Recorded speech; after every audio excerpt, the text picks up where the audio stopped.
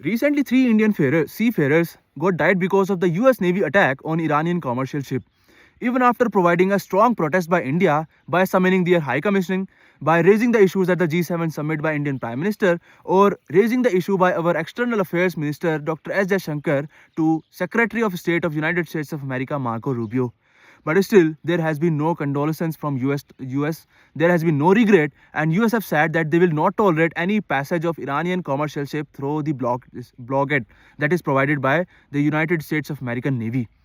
Here, it is very clear that there is no value of the common lives, especially those who are earning their livelihood at these maritime places by doing transit trade from one place to another, and as well as especially through this one of the most dangerous maritime choke points, that is the Strait of Hormuz. Crores of Indians are working in these Middle East countries, and they're earning their livelihood, a source of a huge remittance from these countries. And who control this maritime transit or the maritime working by Indian seafarers? It is the Director General of Maritime Affairs. But this DGMA doesn't have any control over any other country's flagship. It has the jurisdiction only the Indian flagship, and therefore it cannot do anything right now.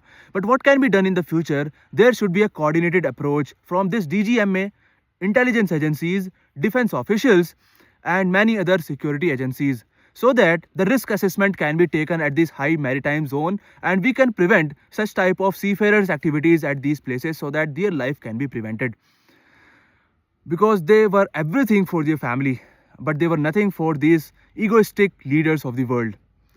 Thank you.